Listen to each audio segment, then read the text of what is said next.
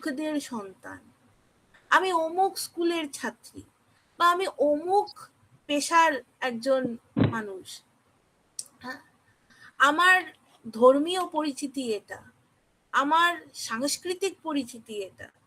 So a lot of things are coming up which are very structural in the sense, কেন এটাকে structural বা কাঠামো ভিত্তিক কেন বলছি, তার কারণ প্রত্যেকটা প্রতিষ্ঠানের সদস্য হওয়ার জন্য সেই প্রতিষ্ঠানগুলোর কিছু নিয়ম কানুন আমাদেরকে মেনে চলতে হয়।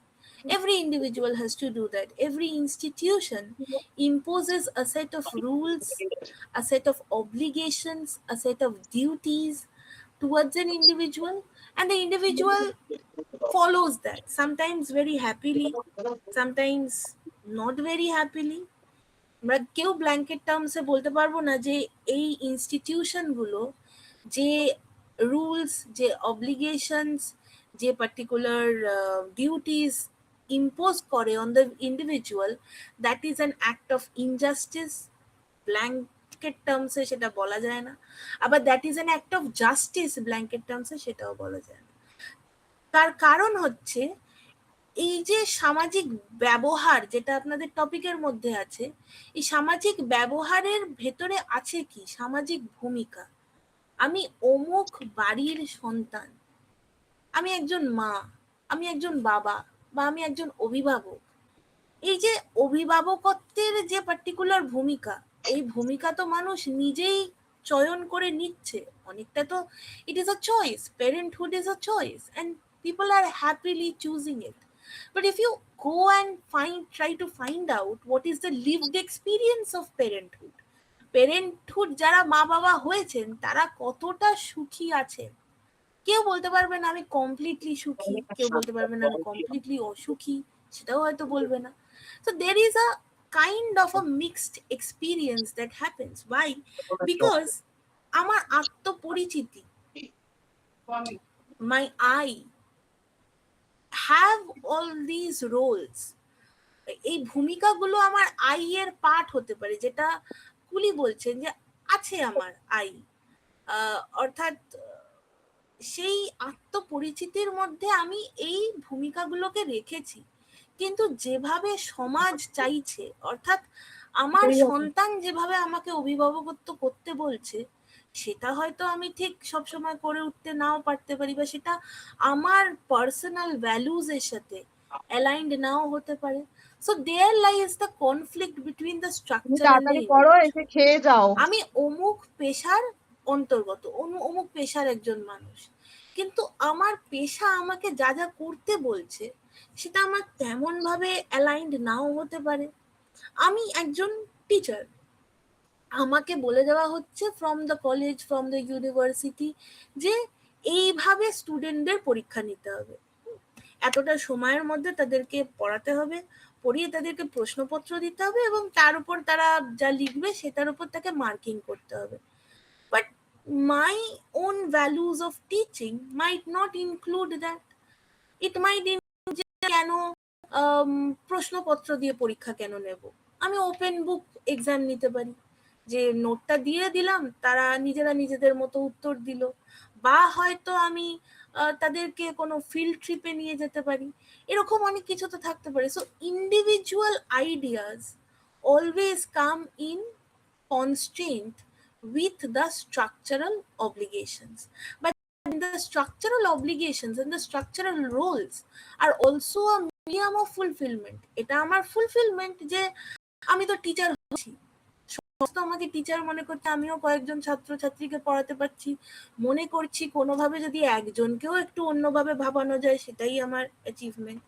সেটাও যেমন ঠিক, তেমন এই যে সেলফ ফুলফিলমেন্টের জন্য যা যা দরকার সেইগুলো কিন্তু সবটা সমাজ দিতে পারছে না, বা সবটা শিক্ষা প্রতিষ্ঠান দিতে পারছে না, বা সবসময় কিছু কিছু ক্ষেত্রে বাধাও তৈরি করছে। এই কনস্ট্যান্ট নেগোসিয়েশনস গুলোই কিন্তু form a part of the lived experiences, and sometimes when these negotiations become not so rosy or become a little confusing, a person wants to approach someone like that of a counselor, because counselor first and foremost duty হচ্ছে to be a neutral space, এবং এই neutrality কিন্তু আরেকজন যে teacher সে দিতে পারবে না, আরেকজন যে বন্ধু সে দিতে পারবে না, শারীরিক সম্পর্ক ছাড়াও বাড়ির যে হয়তো সদস্য তারা দিতে পারবে না। কারণ আরেকজন যে টিচার সে বলবে বাবা এত ভাবার কি আছে, এই তো ঠিক আছে। আমাদের কি সেরকম ফান্ড আছে ডিপার্টমেন্টে যে আমরা ফিল্ড ভিজিট করতে নিয়ে যেতে পারবো? The people come and actually justify what the society is saying.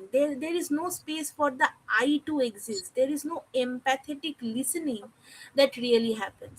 বাড়ির সদস্যরা বলবে বেশি ভাবাভাবি, এত ভাবাভাবি করার তো কোনো দরকার নেই। আরেকজন বন্ধু বলবে ওসব ছেড়ে দাও, এত ভেবো না, আমার প্রফেশনেও এরকম অনেক প্রবলেম আছে। আমিও একজন ডাক্তার, হয়তো সে হয়তো তার প্রফেশন থেকে বলছে যে আমি একজন ডাক্তার, সব রুগীদের তো চিকিৎসা করতে পারি না, সবাইকে হসপিটালে সবাই বেড পায় না, এরকম অনেক ইস্যুস আসে। But what about the unfiltered I?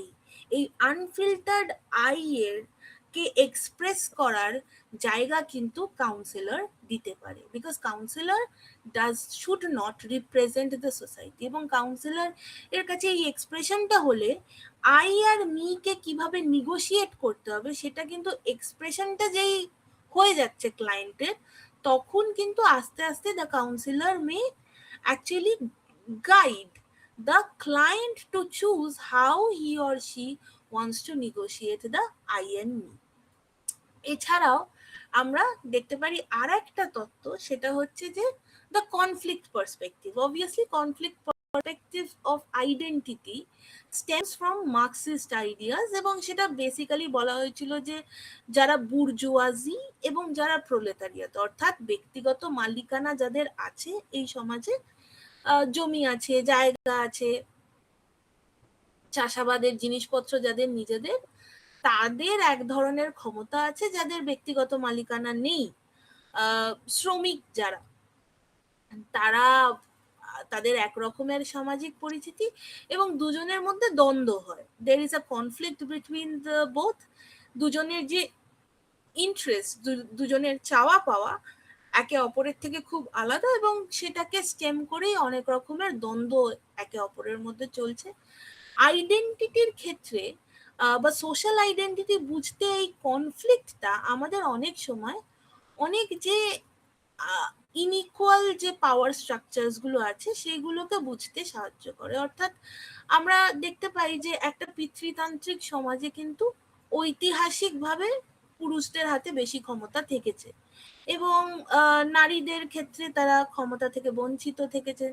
ক্ষমতা বলতে আমি যেটা বোঝাতে চাইছি এখানে হচ্ছে যে অনেক সুযোগ সুবিধা যেগুলো পাওয়া দরকার সেগুলো পুরুষরা পেয়েছিলেন, নারীরা কম পেয়েছেন, এবং সেখানে যে সুযোগ সুবিধাগুলো বেশি পাচ্ছে তার আই অ্যান্ড মি নিগোসিয়েশন অনেক ইজিলি হতে পারে।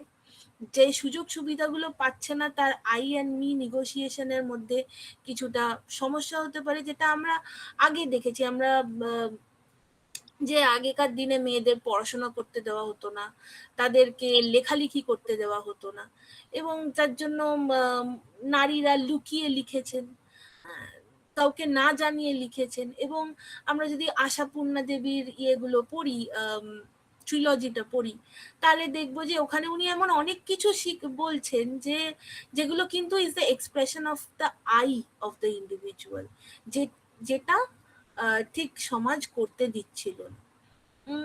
তবে with time things have change. এখন